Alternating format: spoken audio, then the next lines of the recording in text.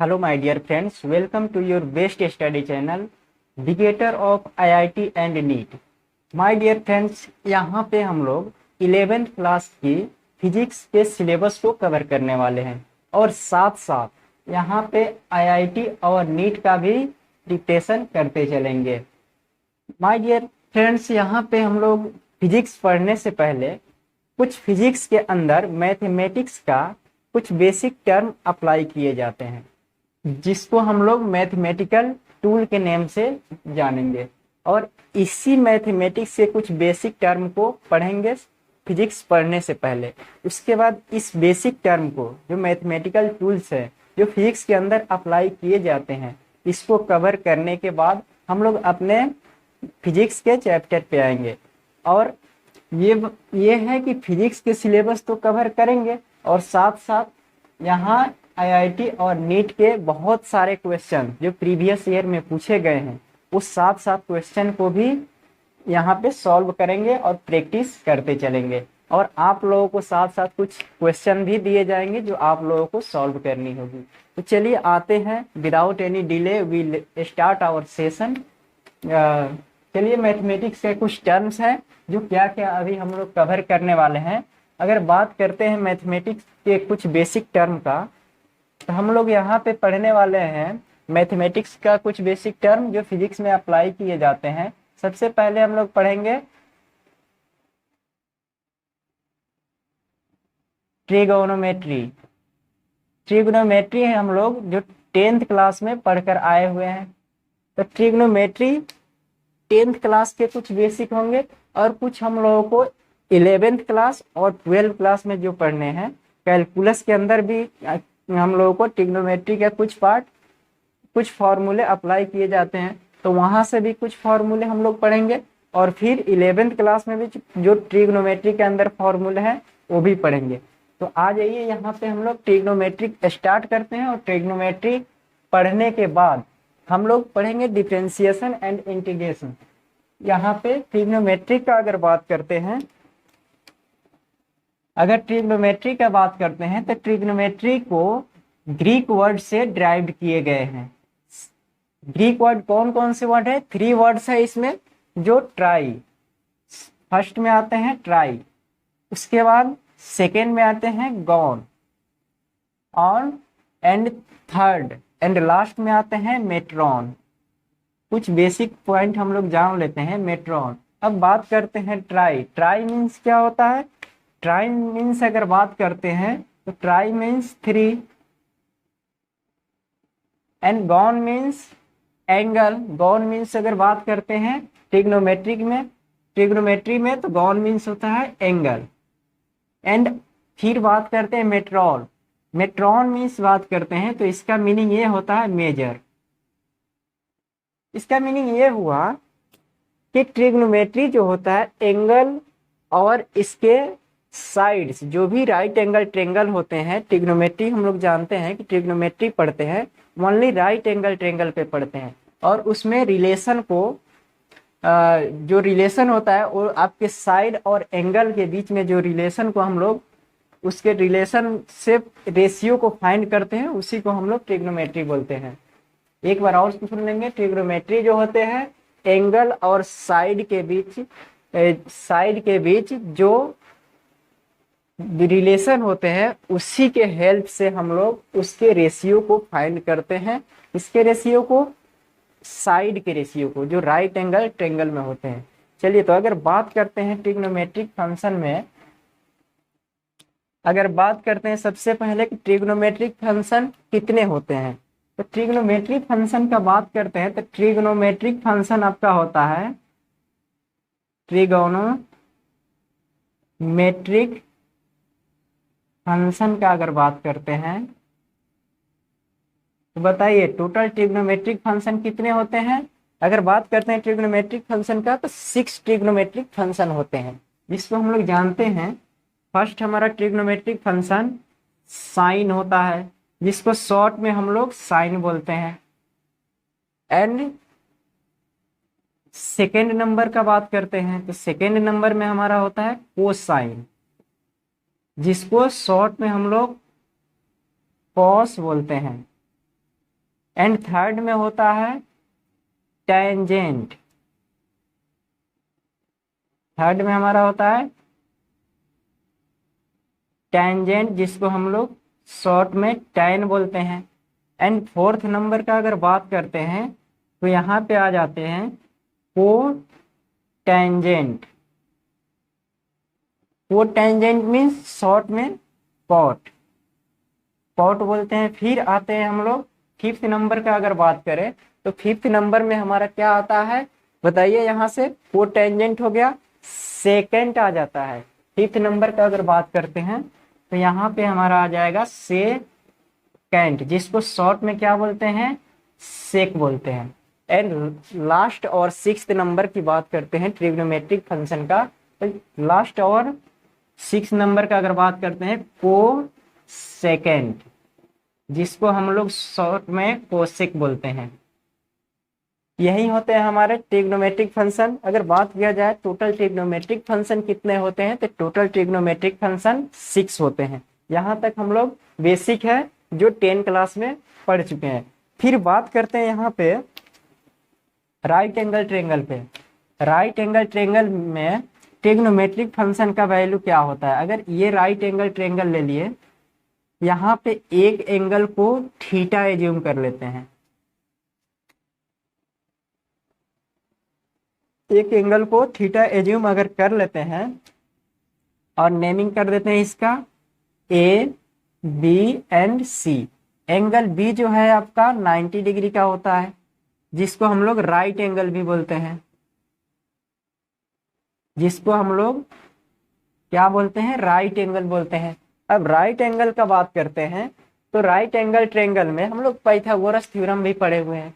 Pythagoras theorem क्या होता है, पाइथागोरस थ्योरम में ये होता है, सबसे पहले यहाँ राइट एंगल ट्रायंगल देख लेते हैं कि राइट एंगल ट्रायंगल में ये आपका हाइपोटेनस होता है। याद रखेंगे ये हमारा हाइपोटेनस होता है। इसको एच से डिनोट करते हैं। क्या चीज से डिनोट करते हैं, इसको हम लोग एच से डिनोट करेंगे।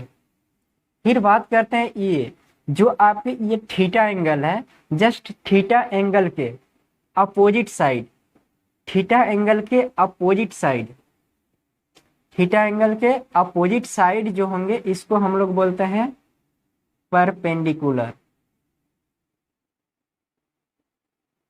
परपेंडिकुलर बोलते हैं, जिसको हम लोग डिनोट करेंगे पी से। फिर बात करते हैं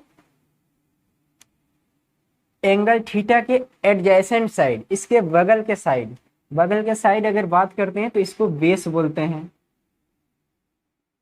इसको हम लोग बी से डिनोट करते हैं। चलिए यहाँ बी से डिनोट कर दिए। अब ये राइट एंगल ट्रायंगल के लिए ये हाइपोटेनस और ये थीटा ले लिए, तो फिर हमारा ये बेस हो गया और ये परपेंडिकुलर हो गया। चलिए अगर बात करते हैं एक और राइट एंगल ट्रायंगल आपका ड्रॉ कर लें, यहाँ पे एक और आपका राइट एंगल ट्रायंगल अगर ड्रॉ कर लें, अगर यहाँ पे एक और आपका राइट एंगल ट्रायंगल ड्रॉ कर लेते हैं, अगर ये एंगल थीटा ले लिए, नेमिंग कर देते हैं ए बी सी, ये आपका राइट एंगल हो गया। अगर ये एंगल राइट, ये एंगल आप थीटा ले लिए तो इसके लिए परपेंडिकुलर क्या हो जाएगा, ये हो जाएगा परपेंडिकुलर, और ये हाइपोटेनस तो सेम रहेगा, हाइपोटेनस। फिर बात करते हैं इस थीटा एंगल के लिए, ये जो हो जाएगा बेस का काम करेगा, ये बेस हो जाएगा। फिर यहाँ पे बात करते हैं ये हमारा एच हो गया, ये हमारा क्या परपेंडिकुलर हो गया तो पी हो गया, और फिर ये बी हो गया। समझ में आया क्या? फिर से एक बार रिमाइंड कर लीजिए, फिर से यहाँ पे रिमाइंड करवाता हूँ आपको। अगर इस एंगल को थीटा हम लोग एज्यूम कर लेते हैं, थीटा एंगल एज्यूम करेंगे तो जस्ट इसके सामने वाला, इसके अपोजिट साइड, जस्ट इस सामने जो दिख रहा है थीटा एंगल के जस्ट सामने वाले जो साइड होंगे ये हमारा परपेंडिकुलर हो जाते हैं। फिर यहाँ पे जस्ट इसके बगल वाले जो होंगे बेस होंगे, बगल मीन्स ये नहीं हाइपोटेनस, हाइपोटेनस जो होगा राइट एंगल ट्रायंगल में सबसे लॉन्गेस्ट साइड को हाइपोटेनस बोलेंगे। तो ये बताइए इसमें लॉन्गेस्ट साइड आपका ये हाइपोटेनस हो गया। अगर ये थीटा ले लिए तो थीटा एंगल के सामने कौन सा साइड है, जो थीटा एंगल के जो साइड सामने होगा उस एंगल के लिए वो उसके सामने वाले जो साइड होंगे वो परपेंडिकुलर का वर्क करेगा। यहां तक कोई कंफ्यूजन नहीं होना चाहिए बिल्कुल भी, और ये बेस हो जाएगा। फिर बात करते हैं ट्रिग्नोमेट्रिक फंक्शन के लिए कुछ फॉर्मूले हैं, कुछ इंपॉर्टेंट फॉर्मूले हैं जो हम लोग पढ़े हुए हैं। चलिए अगर बात करते हैं यहाँ साइन थीटा का, चलिए कुछ फॉर्मूले का बात करते हैं। Sine theta, cos theta and tan theta. अगर साइन थीटा कॉस थीटा के लिए थीटा का अगर फॉर्मूले का बात करते हैं तो यहाँ पे हमारा फॉर्मूला हो जाएगा, अगर बात करते हैं साइन थीटा का तो इसका फॉर्मूला होता है perpendicular by hypotenuse. Perpendicular by hypotenuse होता है। परपेंडिकुलर बाई हाइपोटेनस लिख लीजिए। छोड़िए शॉर्ट में ही लिखते हैं, हम लोग को ज्यादा डिटेल्स में नहीं जाना है। परपेंडिकुलर बाई हाइपोटेनस तो P बाई एच लिख सकते हैं। P बाई एच, छोड़िए ब्लैक से ही लिखिए इसको, P बाई एच लिखेंगे।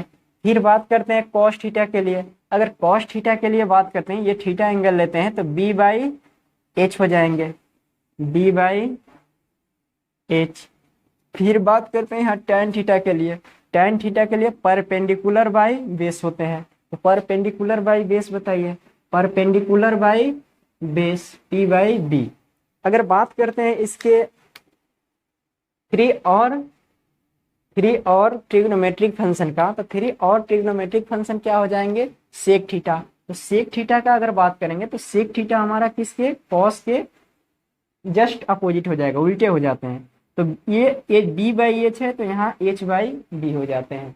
इसका एक शॉर्ट ट्रिक है जो याद करने का वे है, आप लोगों को भी पता होगा कुछ शॉर्ट ट्रिक। इसको याद करने का एक वे है, लिखना होगा तो आप लोग लिख लीजिएगा, अदरवाइज सुनकर ही काम चला लीजिएगा, लिखेंगे नहीं। इसी यहाँ साइन थीटा है आपका, cos theta and tan theta. इसका फॉर्मूला होता है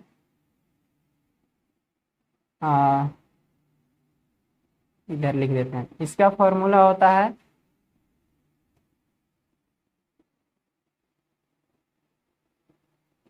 प्रियंका बोली परिणीति से। दिख रहा है कि नहीं दिख रहा है, छोड़िए यहाँ पे पता नहीं दिख भी रहा होगा कि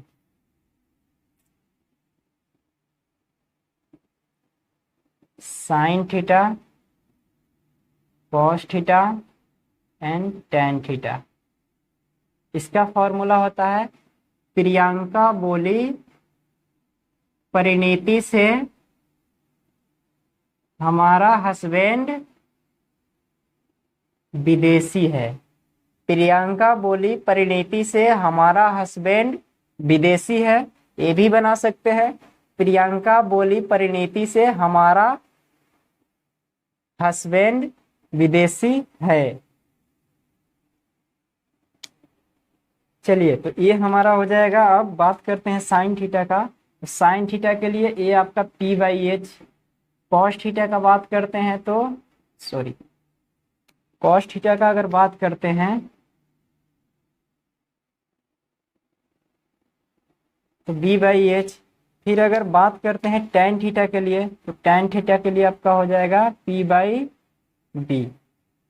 इस ट्रिक से आप लोग याद रख सकते हैं। अब इसके बाद में हम लोग कुछ इंपॉर्टेंट फॉर्मूले हैं जो ट्रिग्नोमेट्री के अंदर क्लास 10th में पढ़े हुए हैं, उसको हम लोग देख लेते हैं कि क्या होता है। छोटे छोटे फॉर्मूले हैं, हम लोग समझ लेते हैं।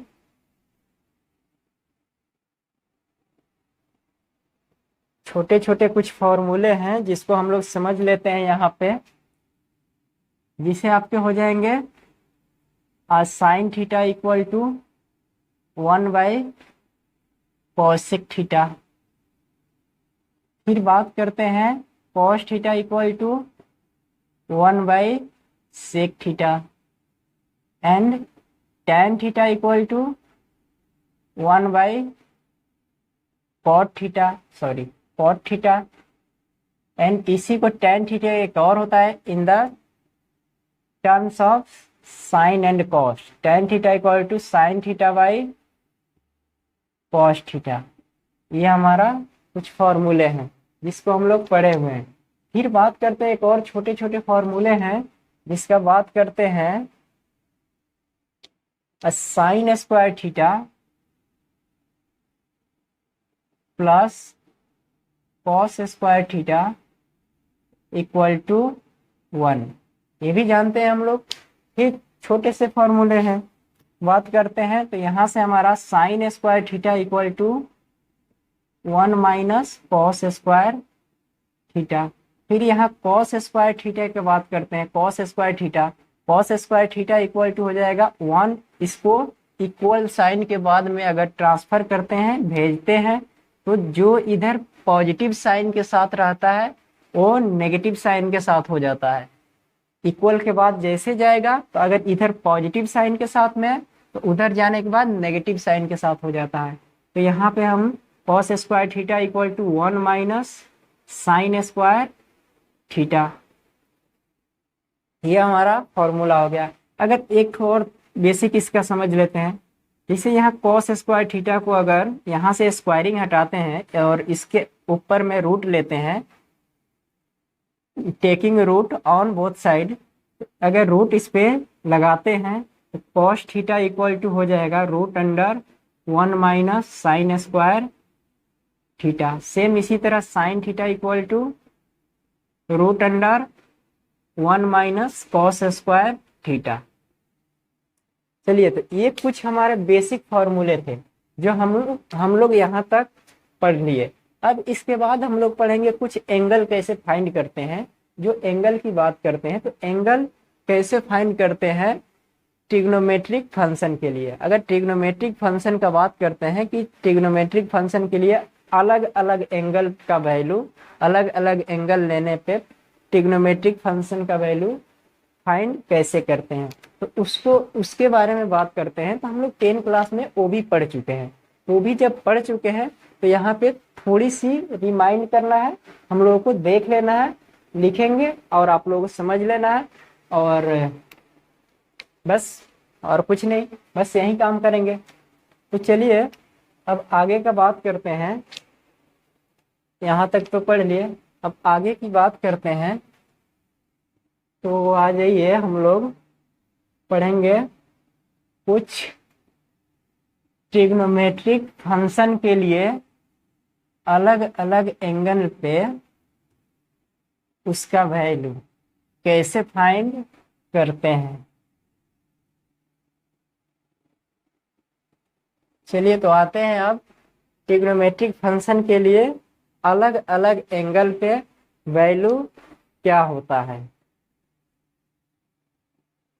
चलिए यहाँ लिख लेते हैं पहले ट्रिग्नोमेट्रिक फंक्शन आपका साइन थीटा, फिर लिख लेते हैं कॉस थीटा, फिर लिख लेते हैं टैन थीटा। इसके आगे नहीं जाएंगे क्योंकि हम लोग के अगर क्वेश्चन के अंदर सेक थीटा आ जाता है तो इसको चेंज कर सकते हैं। हम लोग सेक थीटा के लिए 1/cos थीटा कर सकते हैं। अगर हमारे पास cot थीटा आ जाता है तो 1/tan थीटा कर सकते हैं, या उसको साइन कॉस में भी चेंज करके और वहां से हम लोग वैल्यू पुट करके फाइंड कर सकते हैं। इसलिए हम लोग को सेक और कॉसेक की उतना झंझट नहीं लेना है।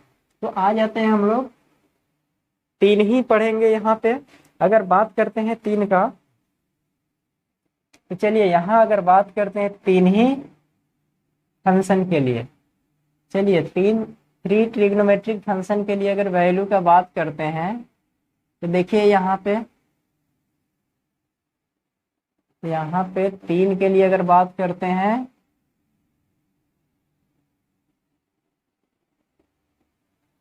अगर 3 का बात करते हैं, 3 के प्लेस पे आप पढ़ ही लीजिए, जब पढ़ ही रहे हैं तो क्यों छोड़े इसको।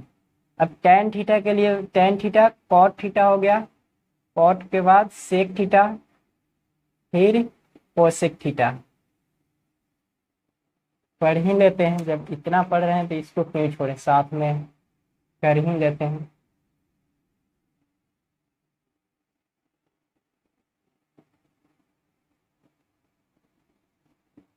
चलिए आइए अब हम लोग कर लेते हैं इसके वैल्यू का बात।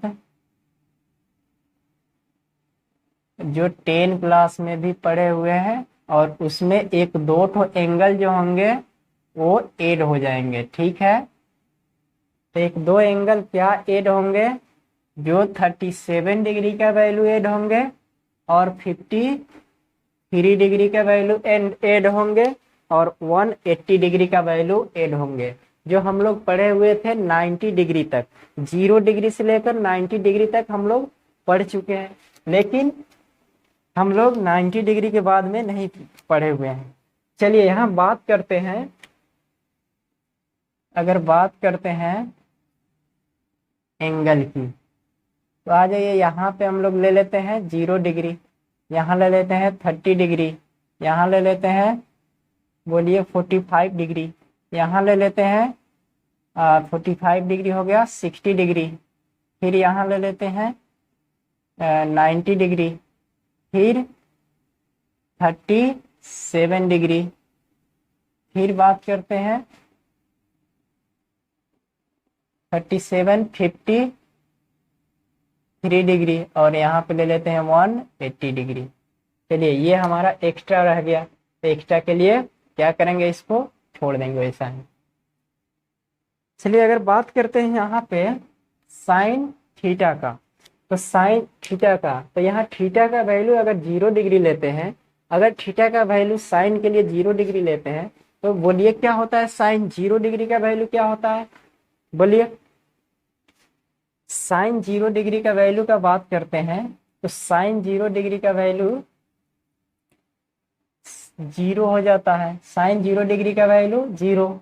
एंड साइन 30 डिग्री का वैल्यू अगर बात करते हैं तो 1/2। एंड साइन 45 डिग्री का वैल्यू का बात करते हैं तो 1/√2 होता है। याद कर लीजिएगा, इतना बेसिक है, याद रखिएगा इसको पहले से भी। और इसका ट्रिक भी है कि अगर ट्रिक का बात करें तो 0, 1, 2, 0 से लेकर 0, 1, 2, 3, 4 90 डिग्री तक ये वैलिड होता है।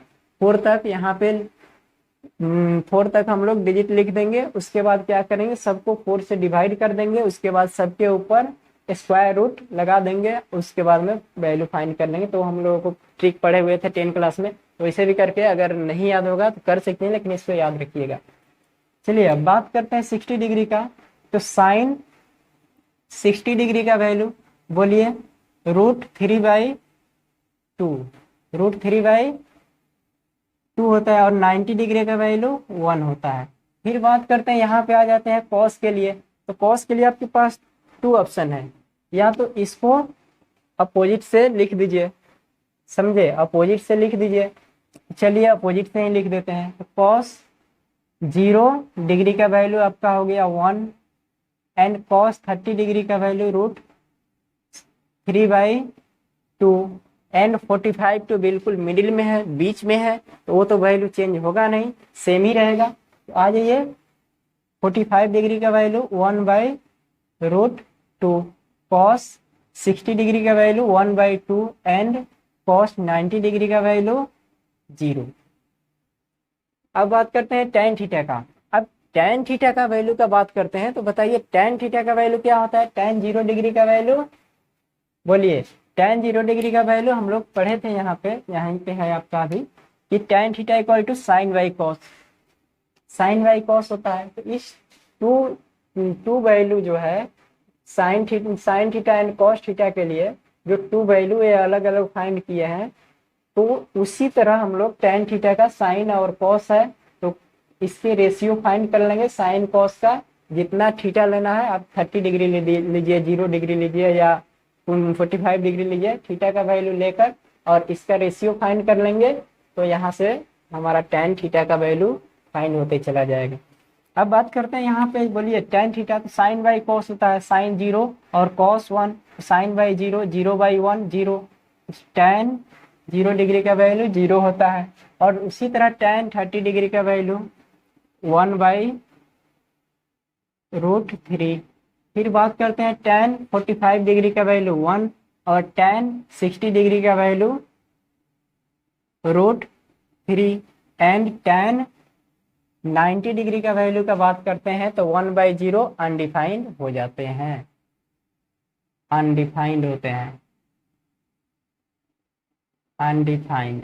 ठीक है, ये अनडिफाइंड आपका हो गया। अब कॉट का या तो इसको अपोजिट करके उल्टा करके लिख लीजिए, इधर से स्टार्ट कर दीजिए इधर का लिखना, या फिर से आप कॉस बाई साइन लिख लीजिए। जैसे कॉट का होता है यहाँ पे, अगर कॉट थीटा का बात करें तो cos theta by sine theta, या ये भी होता है cot theta equal to 1/tan theta. दो ऑप्शन है आपके पास, वो कर सकते हैं। तो चलिए यहाँ पे कर लीजिए 1/tan थीटा कर लीजिए, या अपोजिट लिख लीजिए, जो लिखना है आप लिख लीजिए। चलिए आ जाते हैं, इसका वैल्यू अनडिफाइंड हो गया। अब बात करते हैं, इधर आ गया √3, फिर इसका वैल्यू 1/√3, फिर बात करते हैं ये 0। अब फिर बात करते हैं सेक थीटा का, तो सेक थीटा का वैल्यू 1/cos कर लीजिए। चलिए 1/cos कर लीजिए, तो 1/cos 1/1 1 हो गया। फिर यहाँ पे ये 2/√3 हो जाएगा, cos 30 डिग्री का वैल्यू 2/√3 हो जाएगा। फिर सेक 45 डिग्री का वैल्यू बात करते हैं तो √2 हो जाएगा। फिर इसका बात करते हैं तो 2 हो जाएगा, और इसका 1/0 तो अनडिफाइंड हो जाएगा। बोलिए, यहाँ तक प्रॉब्लम नहीं है। अब बात करते हैं साइन कोसेक, यहाँ कोसेक का, तो कोसेक का बात करते हैं तो 1/sin होता है, तो 1/sin अनडिफाइंड हो जाएगा। या सेक का उल्टा लिखना स्टार्ट कर दीजिए, सेक को आप उल्टा लिखिए या साइन का लिख लीजिए 1/sin थीटा। तो ये बताइए इसका वैल्यू क्या हो गया 2, इसका वैल्यू बोलिए √2, फिर इसका वैल्यू बोलिए 2/√3, और फिर इसका वैल्यू 1 हो गया। अब बात करते हैं हम लोगों के पास अब 37 और 53 डिग्री का वैल्यू और 180 डिग्री का वैल्यू। तो 180 डिग्री का वैल्यू बहुत इजी है, इसको आप याद कर लीजिएगा। लिख देते हैं 180 डिग्री के वैल्यू, साइन 180 डिग्री का वैल्यू जो होता है आपका 0 होता है। ठीक है, साइन 180 डिग्री का वैल्यू 0 हो जाता है, और कॉस 180 डिग्री का वैल्यू -1 हो जाता है। और फिर बात करते हैं tan 180 डिग्री का वैल्यू 0 हो जाता है। अब फिर वही काम यहाँ कर लीजिए, साइन अगर सेक है यहाँ तो सेक का 1/cos कर लीजिए, तो 1/cos -1, सॉरी किधर गया, सेक है ना, कॉट का है ना, कॉट का तो 1/tan, तो ये हो जाएगा अनडिफाइंड। और फिर बात करते हैं यहाँ सेक का, तो 1/cos तो -1। फिर इसका बात करते हैं कोसेक का, तो साइन, तो ये भी अनडिफाइंड। बोलिए, अब यहाँ तक जब हम लोग पढ़ लिए तो इसके बाद में हम लोग पढ़ेंगे थोड़ी सी 37 डिग्री और 53 डिग्री का वैल्यू कैसे फाइंड करना है। तो इसको फाइंड करने के लिए सबसे पहले एक राइट एंगल ट्रायंगल बनाएंगे, और उसमें हम लोग एक ट्रिपलेट रूल आता है, जो पाइथागोरस थ्योरम को अगर फॉलो कर देगा तो वो राइट एंगल ट्रायंगल के लिए ट्रिपलेट रूल हो जाएगा, समझे। चलिए उसको थोड़ा सा एक चीज माइंड में रखिएगा, इसे यहाँ पर देख लीजिए आप। बात करते हैं ये right angle triangle, 2 right angle triangle हम बनाए, 2 में बनाए तो ऐसे नहीं करते हैं, एक बनाते हैं ऐसे। चलिए एक ऐसे बनाए और एक ऐसे बनाए, यहाँ पे थीटा 37 डिग्री और यहाँ पे थीटा 53 डिग्री, 53 डिग्री। तो यहाँ पे हम लोग देख रहे हैं, तो ये वाला जो डिस्टेंस होगा, ये वाला जो लेंथ होगा इस साइड का, यहाँ जब एंगल बढ़ गया, तो जब एंगल बढ़ गया तो ये वाला डिस्टेंस जो होगा, लेंथ जो होगा इस साइड का, इससे ये छोटा हो जाएगा और ये वाला इससे बड़ा हो जाएगा। समझ में नहीं आ रहा है ना। चलिए तो इसको याद रखेंगे, 4, 3 और 5, ये हमारा ट्रिपलेट होता है। ठीक है, याद रखेंगे 37 डिग्री के लिए जो सेकेंड लार्ज साइड होता है, सेकेंड नंबर बड़ा साइड जो हाइपोटेनस होता है, फर्स्ट लॉन्गेस्ट साइड जो होता है वो हाइपोटेनस होता है, और सेकेंड लॉन्गेस्ट साइड जो होगा 4 आ जाएगा तो 37 डिग्री। ऐसे भी माइंड लगा लीजिए कि जब एंगल छोटा रहता है तो एक साइड जो होता है बड़ा हो जाता है। कौन सा साइड बड़ा होता है? एडजेसेंट साइड, बगल की साइड, और बिल्कुल अपोजिट साइड जो होता है, सामने की साइड जो होता है वो छोटी हो जाती है। उसी तरह इसका बात करेंगे तो ये हो जाएगा हमारा 3, फिर यहाँ हो जाएगा 4 और ये हो जाएगा 5। ट्रिपलेट रूल कैसे फॉलो कर रहा है कि नहीं चेक कर सकते हैं। यहाँ पे 5 square by Pythagoras theorem, by Pythagoras, इधर इरेज कर दें। चलिए इधर हम इरेज करते हैं, by Pythagoras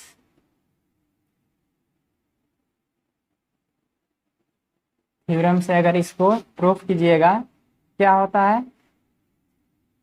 hypotenuse square equal to perpendicular square plus base square, यही होता है पाइथागोरस थ्योरम।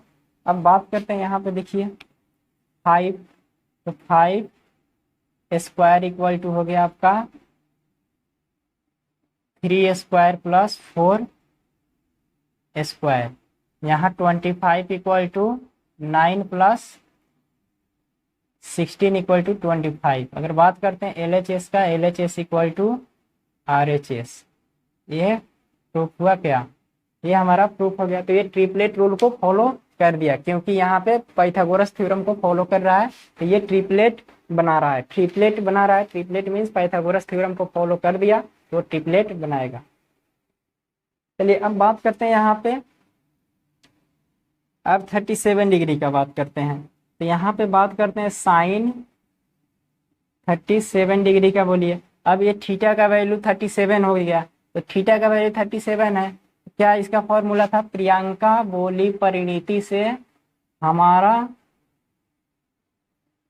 हस्बैंड विदेशी था या हमारा हमेशा बॉयफ्रेंड था, ये भी बना सकते हैं। प्रियंका बोली परिणीति से हमारा हमेशा बॉयफ्रेंड था, ये भी बना सकते हैं, या ये भी बना सकते हैं प्रियंका बोली परिणीति से हमारा हस्बैंड विदेशी था, सॉरी विदेशी है, था नहीं। चलिए अब बात करते हैं यहाँ पे, अब आ जाइए साइन 37 डिग्री के लिए P बाई एच। तो P बाई एच का बात करते हैं तो बताइए P बाई एच 3/5। फिर अगर cos 37 डिग्री का बात करते हैं क्या हो जाएगा? B by H, B by H क्या हो जाएगा? 4/5। अगर फिर बात करते हैं tan 37 डिग्री का, tan 37 डिग्री के लिए बोलिए tan 37 P by B, P by B, तो ये हो गया हमारा 3/4। ये वैल्यू आ गया हमारा किसका? 37 डिग्री का। अब 37 डिग्री का आ गया। फिर अगर बात करते हैं साइन 53 डिग्री का, साइन 53 डिग्री का वैल्यू, अब साइन 53 डिग्री में आ जाएंगे जब थीटा हमारा 53 डिग्री हो गया। जब थीटा 53 डिग्री हो गया तो इसके लिए बोलिए आप ही को बोल रहे हैं, बोलिए यहाँ पे क्या हो जाएगा?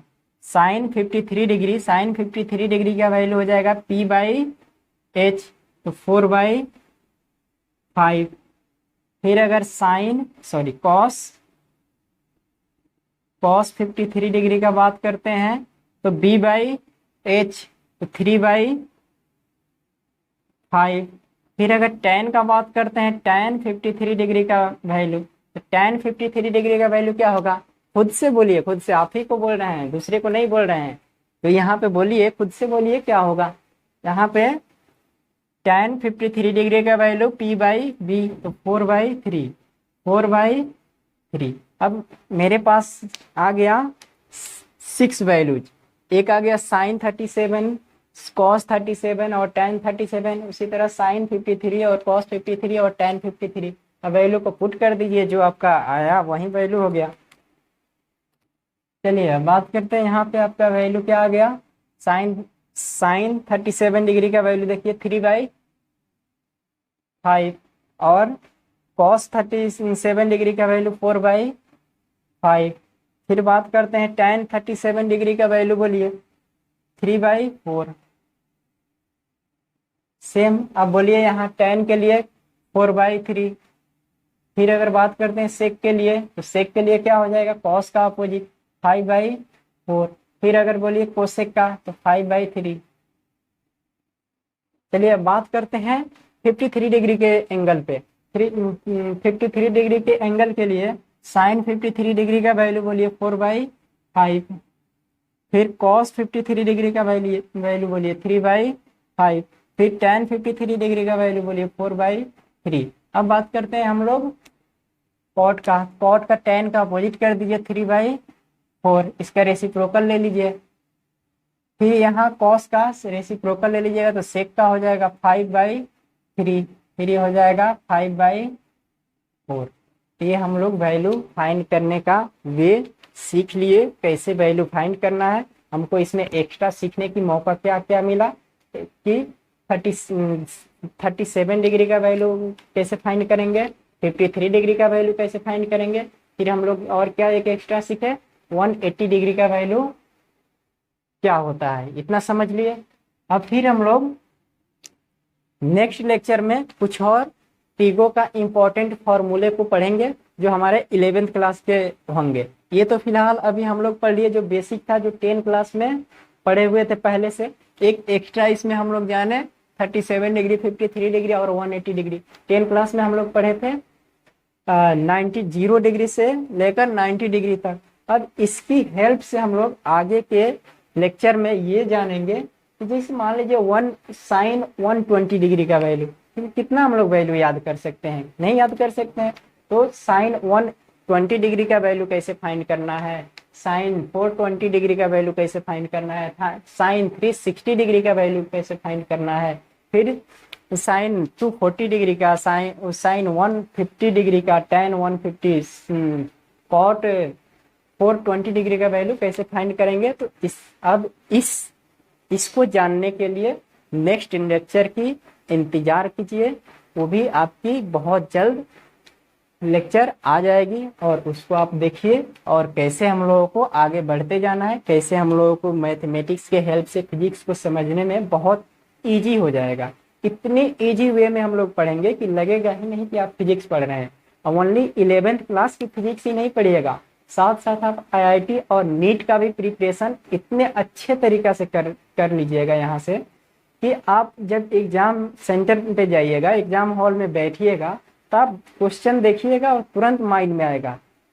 वहाँ पे हम लोग फ्री ऑफ कॉस्ट यूट्यूब पे हम लोग पढ़े हुए थे, शायद हम लोग रिवाइज कर लेते, एक बार अच्छे से पढ़ लिए होते, तो आज ये क्वेश्चन नहीं छूटती।